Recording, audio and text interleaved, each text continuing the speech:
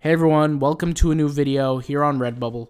Before we begin today's video, I just want to go out and say real quick that just because I'm making these Redbubble videos a lot doesn't necessarily mean that I want this channel to be a Redbubble-centric channel. I'm just simply talking about passive income, and Redbubble's on the state of mind right now. I'm sure you guys like it, but I just figured I'd say that because when I eventually do upload other stuff non-related to Redbubble, hopefully it doesn't freak you guys out. But two things I want to discuss. So the first thing I want to discuss, just like the title says, the most difficult or the hardest part about Redbubble, the first thing. And the second thing is small mistakes that any Redbubble seller can avoid. Now, these are the reason I really could break this up into two videos, but to be honest, they just be like really short videos that are meaningless. So I'm going to cram them in together. So for me, the first, and I talk a lot about like how easy Redbubble is, and I don't want it to be an easy scenario because you then see other videos of me talking about how difficult business could be. But I've always said this, and I've said this before, that out of all the business models out there, we're talking blogging, starting a private label business, and I'm not even talking about Amazon. I'm talking about like a straight up website, starting your own business, starting your own product. Starting a subscription company for like a magazine or a newsletter or something like that. Out of all the different businesses out there in the world, Redbubble is probably the easiest, right? You're taking a design, you're putting on a t-shirt, you don't have to worry about packaging anything, you don't have to worry about employees, you don't have to worry about anything really, and you're just putting designs up. And I've shown before, if you guys are familiar with bots and apps, let me go ahead and whip them out here. Bots and apps, they have a product, whatever you want to call it, that allows you to upload non-copyrighted, royalty-free, non-stock images that you're legally allowed to use for, or non-stock meaning non-free, images that you're allowed to use for the Redbubble kind of spectrum. Now they're not designed for Redbubble. This was never designed for Redbubble, but at least I don't know what it was designed for. But I'm saying that you could take that, throw it up on Redbubble. Like we've shown easy ways to get around this. But the hardest thing I would say around Redbubble is just doing it every day over and over and over again at a certain number. Like I'm doing 60 designs a day every day, and I've been doing this 2.5 months. I really just say 2 months, but let's just say 60-something days prior to 2022. And we're doing it every day nonstop. Like, this does not stop. We don't take a break. There are no weekends. There's no days off. Just get it done. Now, granted, it doesn't take a long time. It takes about an hour and 15 maybe, at most. Like, on big days, maybe like an hour and 15. On small days, maybe like an hour, right? And I'm talking about designing, uploading, tagging, all of that. We're talking about all of it. Now, granted, I do have a little more experience than I once had, because once I did, it used to take me a lot longer. It's not like it just took me that. But once again, I had a goal. And my goal was that by the time the year is over of 2022 and I start a brand new year, I want to walk into 2023 with a full-time income just from Redbubble. And when I say from Redbubble, I'm talking about all of my stores, not one store. People don't know this, but I have over 17 stores on Redbubble alone. I wanted to show you guys this, but there's a store that I have that I don't want to say it's old, but it's like, I don't know, 8 months old, 9 months old. I don't know the exact number. It's a really small store. It has like 40-something designs on it, and it's made over $100 a month. So, obviously, stores are different and different things, and there's different scenarios. But I'm just saying, like, there's a lot of different. Basically, my point was to go all in. That's not like one of the stores that I took seriously, but that's an example of like one of my smallest stores. Or it is my smallest, not one of my small. It is my smallest. I don't have a smaller store than that, and that's kind of the hardest part is just creating every single day nonstop. It just drains you after a while, because sometimes you feel like you're doing the same thing over and over. But I think it's important to keep that fire. And when I talk about that fire, really what I mean is the same thing that motivated me to get started in the beginning is something that I have to keep going towards the end. It's kind of like if the best example to put it, guys, is kind of like when you're studying for a really difficult exam, or like when you're running a marathon. In the beginning, you have that motivation because at least for an exam, you feel like you might fail, or you might not do well, or you have this really big task ahead of you. Same thing for a marathon. You're motivated in the beginning. Your legs are fresh. You're feeling good. You're going in. After the second mile, you're starting to warm up. You're doing well. 6 miles in, now things are starting to get tiring. You could easily just pack it in. Same thing for studying on an exam. After a while, you feel like you got a little bit in, like you're doing good, and you feel like you want to relax a little bit. It's the same thing with Redbubble when I first started. For me, this started happening like 5 months in to this year. And that, mind you, that was about 7 months in total. And I felt like I was doing good. The numbers were more than enough. And I felt like I was doing good, and I felt like I was doing okay, but I just had to keep going. Now, that's the hardest part. Like I said, keep it going. Now, if you guys think about it, there's no real, and when I say brain power, I'm not talking about there's no effort. Of course, there's effort when it comes down to Redbubble, but I'm talking about, it's not like I'm doing physics equations to figure this stuff out, right? And you guys know what I'm talking about. There's other things that we've done that's a lot more difficult. I'm sure we can sit here and all agree that if we compare Redbubble to other things in life, Redbubble doesn't add up. It's not the most difficult thing, right? Like, you've been through more difficult circumstances, scenarios, death of family members, somebody's sick, somebody's this, somebody's that. There's different scenarios that you have to deal with that are nowhere near as easy as Redbubble, right?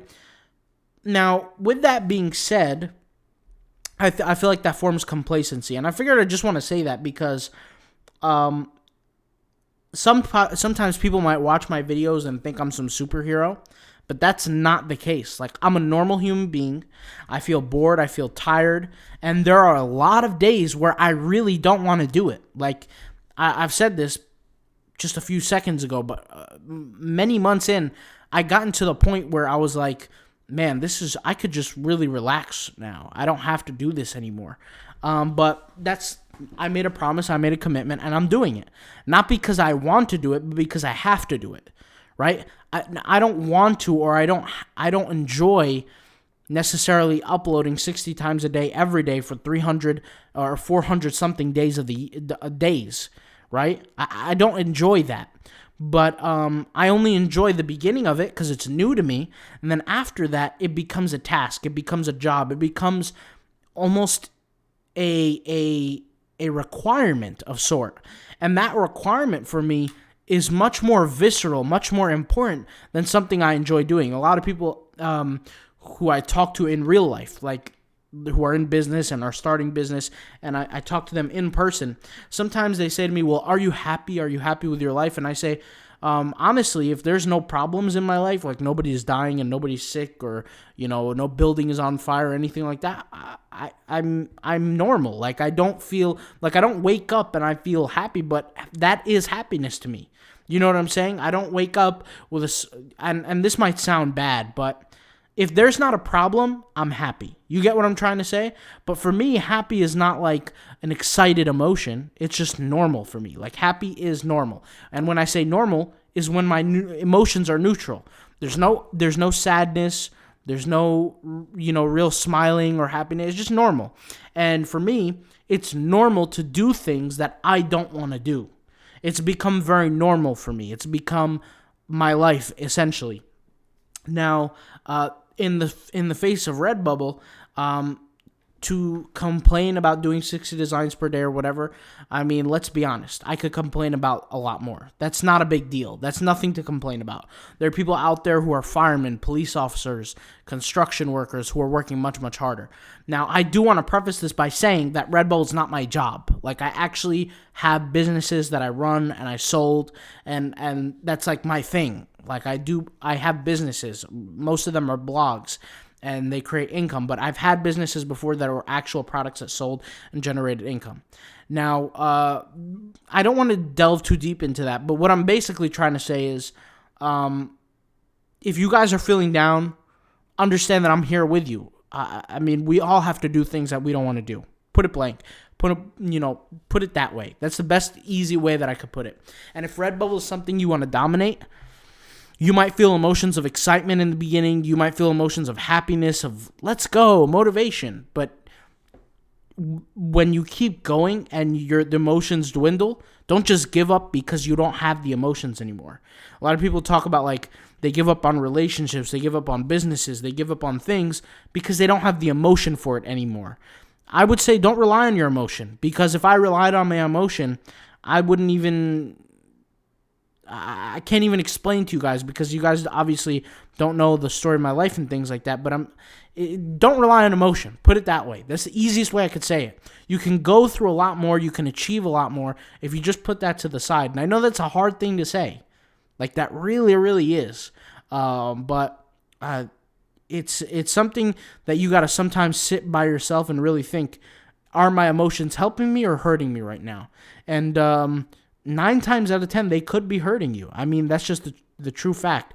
Obviously, that's different from trusting your gut and doing the right thing, but we're talking about a business scenario, right? We're not talking about life and things like that.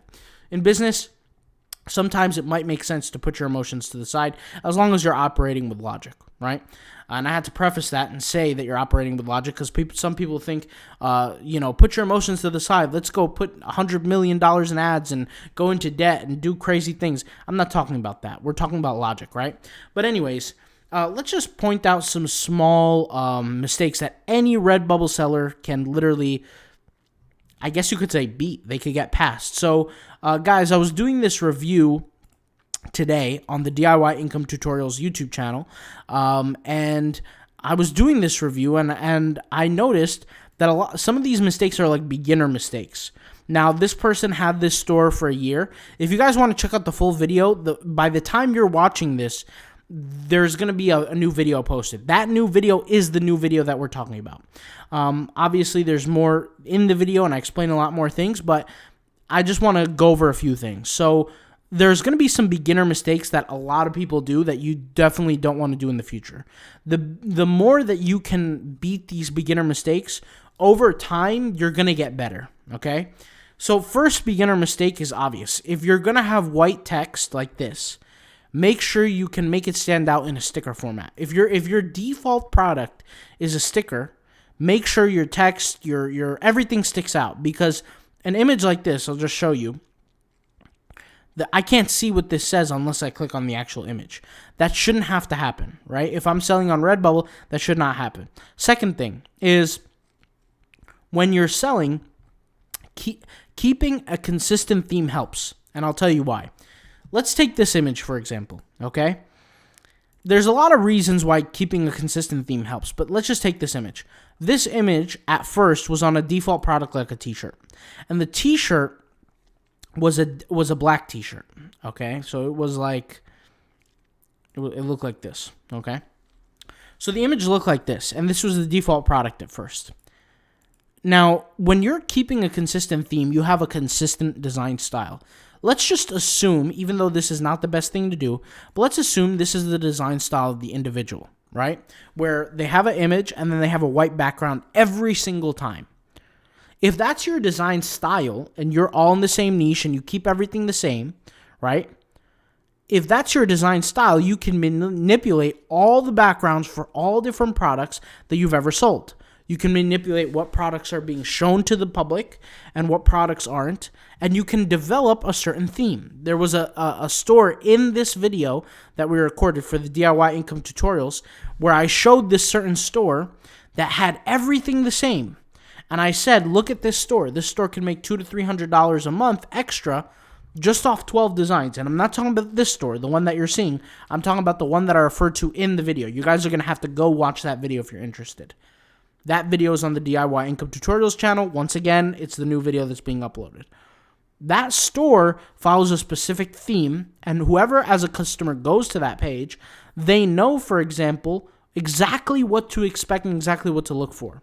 In a store where you have designs all over the place, we're talking quotes, images, Christmas stuff, just like everywhere, it becomes much, much harder for you to develop that quote-unquote brand effect.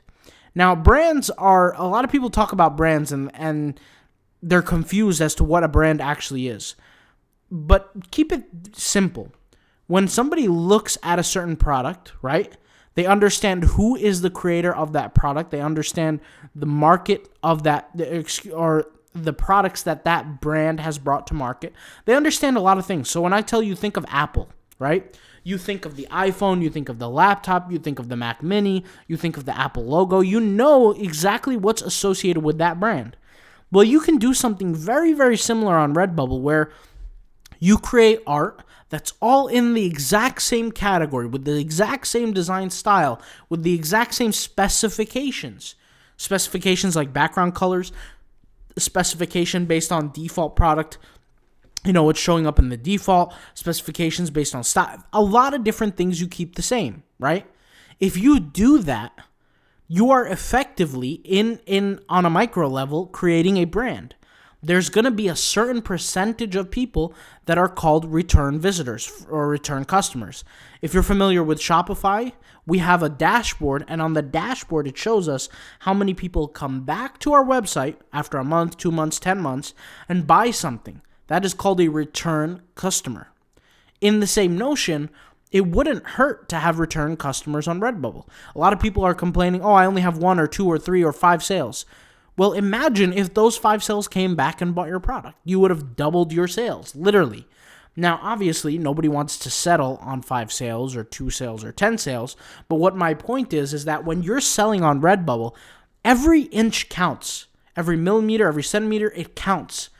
So every single big thing or small thing that you're doing, it all adds up. If you have a bunch of different products in all different niches, it adds up. It counts. It makes a difference. If you have a bunch of products in one niche, it makes a difference too. Now, it might make a difference in a positive light or a negative light. I'm going to tell you here, a lot of people say, well, what's the problem of creating a bunch of different designs in different niches and putting on a store? I'm not saying it's a bad thing, but it's not helping you. Customers don't look at it and say, wow, I have everything I need here. Let me buy this Jason Momoa picture. Let me buy this Christmas picture. And let me buy this Mommy's Little Valentine, design while I'm at it too. People don't do that. They buy from the same niche. So every little thing that you do and that you realize and that you improve on could really help. And like I said, there are small things you want to improve. So for example, let's take a look at this image, right? If I wanted to buy this ribbon on a t-shirt, let's say, right? If I go to the t-shirt section, and once again, I'm using t-shirt as an example because this was the default when I was doing the review. Look at the way this looks. This small little thing makes me not want to buy the product. Why? Well, the first thing is when it's on the sticker, it looks much larger than it actually is. When it's on the t-shirt or the design, it's tiny. It's like, what's the point? The second thing is the white background. The white background just does not make it look classy. It doesn't make it look clean, and it's not something I would buy. I don't know if you guys would do the same thing, but when you expect to buy an image on a shirt, the background should be transparent. That's just a small thing that any beginner seller could fix easily. It doesn't even take much effort, right? It doesn't take that much effort. It just could be easily done. What's another example?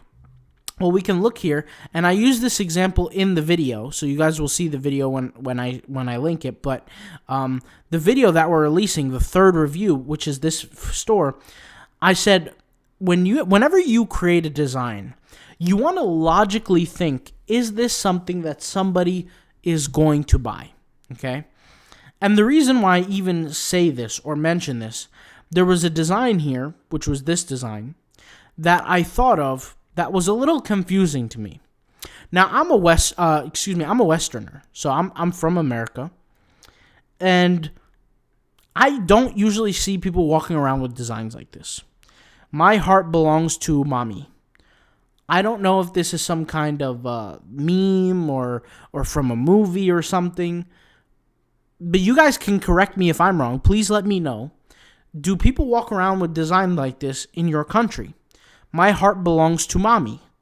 I don't know. The only time I could really see me buying something like this ever is for like a skit that I'm doing on YouTube, that it's a comedy type skit. You guys know Fahim Anwar, I think his name is, or like, you guys know those people who do like the comedy skits and things like that on YouTube, like that. Or if I have like a son who's like a baby, like a newborn, and I was to buy this on baby clothes, you know what I'm saying? Like, that's something I would maybe buy it for. But other than that, I don't think this is even a buyable design. And I don't mean because of the design quality. I'm saying literally because of what it says. I don't know that somebody would buy this. Once again, maybe I'm wrong. But you guys, I'm asking you, like, if I had a 7th grade son and he was going to school, I would not buy him this kind of t-shirt, and he would not walk into school with this. Let's just say he would be bullied a lot, okay? That would never happen. So I'm just curious, first of all, is that something that sells? Second of all, more importantly, whenever you create a design, I want you to take for a minute, just a minute, and who do you think could really buy this? Like, who do you think could really, really buy this? And through your tags, through your work, through your niche, you need to optimize for that and stick to that. Because if you're going to create a bunch of things from all different, like maybe this store could have been a niche store for moms that want to buy clothing for their kids, like their newborn babies, like that kind of thing, like baby clothing type stuff. Well, then in that case, that might work. And you can create like thousands of those and give it a certain name and give it a certain banner and make it very clear as to what it is. But that's not what this is, right? So that's why I get a little confused, and I'm thinking, okay, well, this wouldn't work on adults, or, you know, whatever the case may be. So things like that. Another small tip, basic tip, but like stuff like this, make sure everything fits, like everything looks good. Like, I can't see what this says here, right? I can't see what this says. Now, this is a little bit more of an advanced tip, and it's kind of basic, but I use this example in the video. Here you have like this very vicious, very, very aggressive, you know, type of font, okay? I believe it's called either the Traveler font or like Bloodseeker font, something like that. I can't remember what it's called. And then you have like very neutral type of font. Like, it's not positive, it's not negative, it's just neutral. Like, if you just read what it says wishing you peace, love, and cheer in the new year. First of all, you got to ask yourself, who would buy this and put this on their iPhone case? Who would buy this and put it on a t-shirt? Right? I see that something like this for like a greeting card. That's number one. On like Zazzle or something. But like, or like an invitation card. But that's first. Second of all, with the font, if you're wishing somebody peace, love, and cheer, why use an aggressive font like this? You know what I'm trying to say? Now, I took this in a design course where the concept has to match the art, right? So if I'm wishing somebody peace, love, and cheer, I might want to add like flowers. I might want to change the different font. I might want to add like a picture of like something that might represent religion, or, you know, something like that. But something like this just looks like if I wasn't able to read and I looked at this quote, I might feel like it's a gym quote, like a motivational quote. You know, like those people that have like gym quotes on their shirts before they go to the gym, like that. But reading it, I don't see that. Like, this is a happy quote kind of thing. So just small things like that, like that you could fix. Another small thing, this is probably the last thing, and I'll just leave you guys after this because I don't want to take up too much of your time. But like this thing with the titles, guys, adding more and more and more fluff in the keywords doesn't actually help your titles. It doesn't make it better. We went over this very strictly in the tagging course. And when I speak the tagging course, I'm being very specific because we have a lot of courses on our website, but not the Redbubble tagger, the Rocket tagger, not that. The Redbubble tag course, which includes the SEO, the tagging, the keyword research. This is the fundamentals for anybody who's in Redbubble and who is not familiar with how to tag properly, how to title properly, how to do any of that stuff properly. This course, we go over very heavily on how to title products. And this is not the way to do it. You don't just add fluff, because who's really searching for this? Think of it this way. Wishing you peace, love, and cheer in the new year, 2022, t-shirt, sticker, hoodie, poster, caps. Who is searching for that whole line of words? The answer is nobody. Nobody's searching for that. If nobody's searching for that, you're literally wasting space on your store.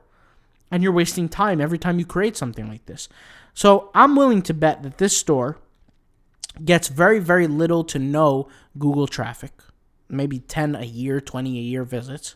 Probably not much at all. Not because also, and obviously the design quantity has a lot to do with it. Like 37 designs is not much, but mainly because a lot of these small things you could fix and you could really, really improve on. And when I see a lot of errors like this, like beginner errors, I say, okay, this person is probably a beginner. And this goes again and wraps again back to why I always say, guys, do more work. Because when I say things like this, guys, I don't say it for no reason. I say it for a reason. When I say do things like have at least 1,000 designs or 3,000 designs or, work as hard as you can, do 60 designs a day, work. The reason why I say things like this is because if you're not going to pay attention to a video where I tell you to fix these things, you're going to pick up on it yourself, doing more and more work. Eventually, something is going to stand out to you and say, you know what, maybe I shouldn't do it this way. Maybe I shouldn't add white text on a certain type of image where the white text is just going to disappear for a white t-shirt background or something. Things like that. Maybe I shouldn't do that because I could tell that these are beginner mistakes. Like, they should not be happening to anybody who watches this YouTube channel, but yes, they do. Now, this individual has his store for a year. And so for a year, you're still doing these mistakes. Maybe you wouldn't make these mistakes had you had, instead of 37 designs, 3,700 designs, right? So what my point is that, guys, you're never going to hurt yourself doing more work.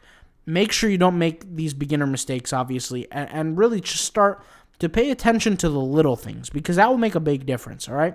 I'll leave all the links in the description. If you want to see that full video of me doing the review, it's on the DIY Income Tutorials channel. Go check it out. It's not either one of these two, but this one was the first review. This one was the second review. The first review was 51 minutes. That Lisa was the person who owned that store. She had a lot of designs. She had over 1,200 designs. So there was a lot of things to be said.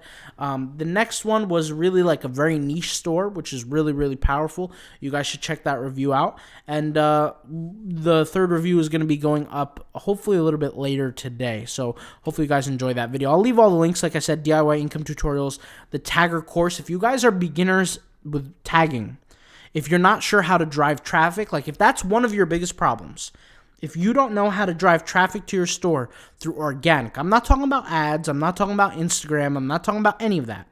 If you don't know how to tag properly, title properly, this course is for you. Now, it's not for everybody. You have to go to your analytics and simply look at your dashboard. If you had your store for over 6 to 8 months, and let's just say, let's use this example, if you have 37 designs in your store, okay, and you don't have 37 visits a day, something is wrong there. You need to work on your tagging, your titling, mix of both, so that you can actually get some traffic.